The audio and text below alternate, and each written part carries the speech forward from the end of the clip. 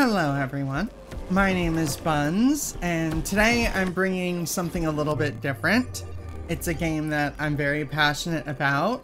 I have a slightly funny story. I found a music artist from Spotify by the name of Milky Possum, and I started listening to their stuff, and then lo and behold, I saw they did video game OSTs, and it got me curious. What is Picayune Dreams? So Picayune Dreams is a game that I've been no-lifing, and many of my friends have been no-lifing quite recently. It's a roguelike. It sort of resembles that aesthetic of Touhou crossed with, some people call them Bullet Hell, Bullet Heaven, crossed with like Vampire Survivors, and another game which I didn't get into as much, but I did enjoy, by the name of, I think it's, it's by the name of 20 Minutes Till Dawn, which was a completely different dev. I pumped about 10 hours into it, but this one, I think, because of some of the differences between, I guess, what is now a genre of game, it grabbed my attention and I wanted to kind of put a spotlight on it. I've been, you know, telling a lot of people about it, so I figured, why not? So, I guess right off the bat, the first thing that I kind of want to get into is that this game does have loadouts. So it has a perk tree. You gain experience by playing the game, and that will allow you to kind of shift the way that games come through each run.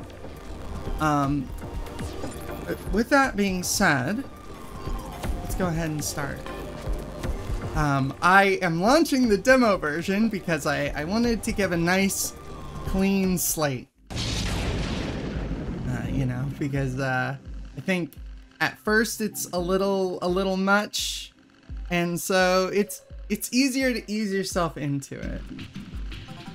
So right at the start, the first thing that you get to see is that you actually have a selection of worlds. Each of those areas on the map has a difficulty, so it's indicated by the skulls above them. Sometimes, depending on how I'm feeling about a run, I haven't done the math or like tested fully, but I like to think that if I go to a harder area, I can maybe eke out some more experience, of course at the cost of things being harder. So just like other games, I've picked up enough experience and I have my first level up. So I get to pick between these three objects. The injection is, at least from these tables, always a buff, and it's either weapon size or weapon speed. Ultra Buster, which I don't think I've ever run into in the full game, so this is kind of a shock to me. I have no clue what this one does. It looks like it's a cannon that fires on a cooldown? Okay, I might pick that up. And then Digiwatch, which is a cooldown mod. So injection, that always toggles between speed or size. Digiwatch is almost always the same effect. I've never gotten this, so let's give it a shot. So there's this floating satellite here, which these debris that are like spread throughout the game will either drop additional experience, or they will sometimes give you upgrades, which you can, you know, use to sort of fast track the upgrades. You'll notice the green border that is slowly expanding around the map, around the screen rather. That is actually the indicator of your experience, but I believe there's an experience counter on screen as well. Because this is the demo version, and because I don't have the unlocks, it might actually not have all of the weapons that you would normally see in playtime, but the game sort of encourages a lot of runs with certain RNG like upgrades that won't spawn until after you've fulfilled criteria. I don't think Vampire Survivors did that, but I know 20 Minutes Until Dawn did that. And I really like it as like a general system, because it can be a little bit like, why would I play the same thing over and over and over? Unlocks tend to help motivate that.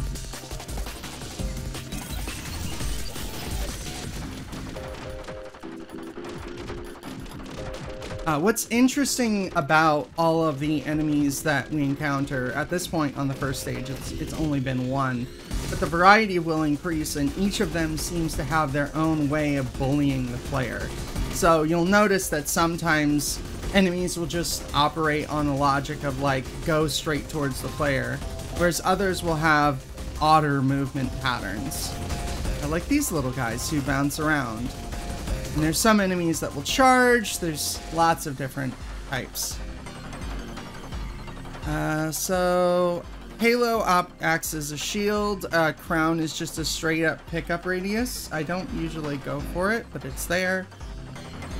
And the game, of course, encourages doing builds that break the game. So if you have logically come to the conclusion, oh, well, I can just stack this, I can break the game, you can. Though that might not be as easy as one might think initially. I'm gonna go Halo. I think it's the best one of the three.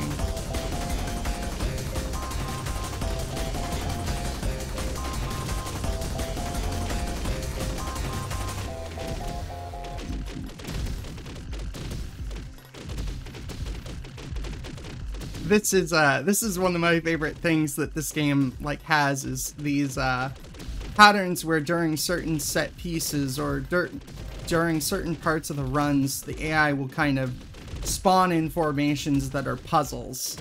And then, you know, since every enemy is unique and different, you kind of get to sit and figure out like, okay, well, do I punch through this or do I evade this?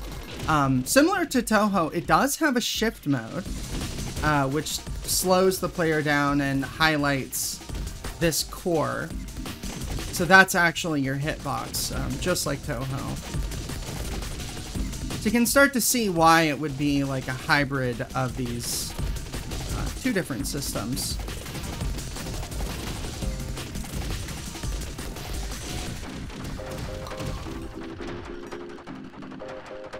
That's interesting. There are certain there are certain things in the demo that are immediately available compared to the full game, which requires them to be out unlocks. That's interesting. So I'm just going to use a black hole, which is the 3 rings at the top of the screen. So I now have 2 to punch through that rather than lose some HP. The black hole just kind of opens up, it expands your pickup radius, and it kills a lot of enemies, not all of them.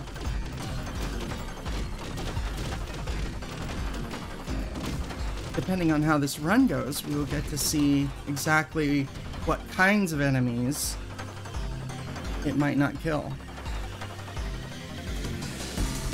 It's like a bouncy weapon. I'm actually seeing weapons that I have never seen before in this demo. So it's just a constant bouncy ball going from enemy to enemy dealing damage, which is very funny.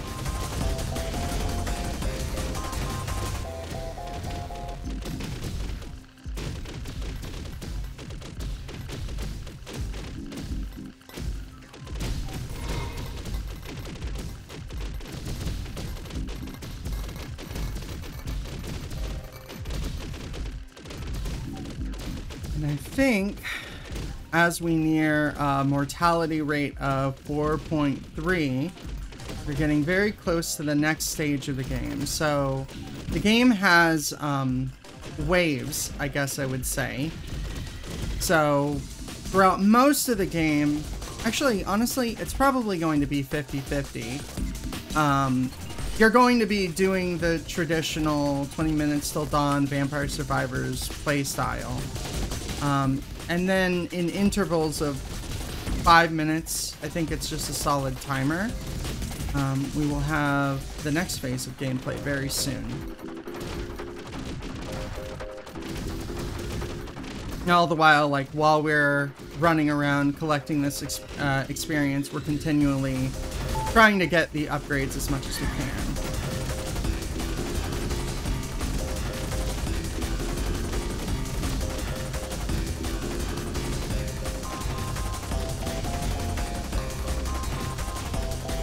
see.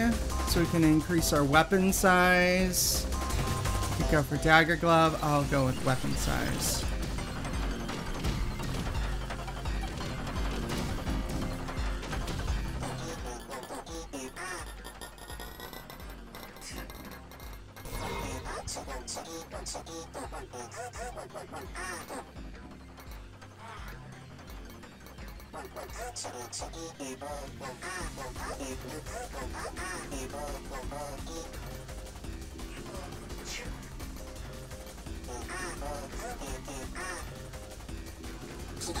So from this adorable rabbit creature, we have learned that our name is Sill, and we are now in the second phase of the game, which is boss battles.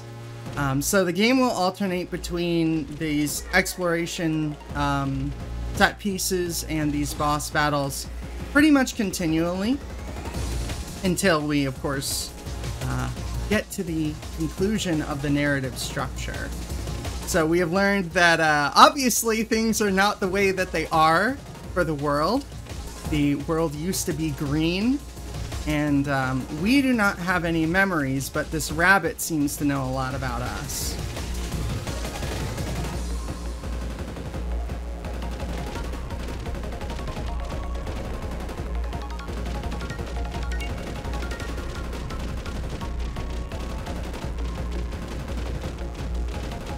Unfortunately, because my build is not exactly focused on damage, I am struggling a little bit to erase this rabbit as easily as I would like, but we're chipping away at its HP.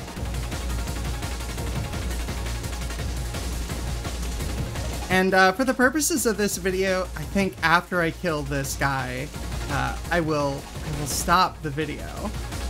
Because I don't want to spoil it. I want people to go out and buy the game and support it and give it a shot. Because I had a lot of people where I would they would see me playing it, and at first they would say like, "Oh, that just looks like this," and then I would get very addicted very quickly. So I would like people to play it and enjoy it, because I think the devs have really cooked up something that's a fun, unique twist on, you know, not exactly something that's like a genre or a trope just yet, but I think it's something special. And so then, having defeated our first boss, we can then, again, pick different zones, which have different difficulties, and, yeah. So, once again, I will be linking this in the description. As always, I upload once a week. I just really wanted to get this week to highlight this game because I've been telling a lot of people about it.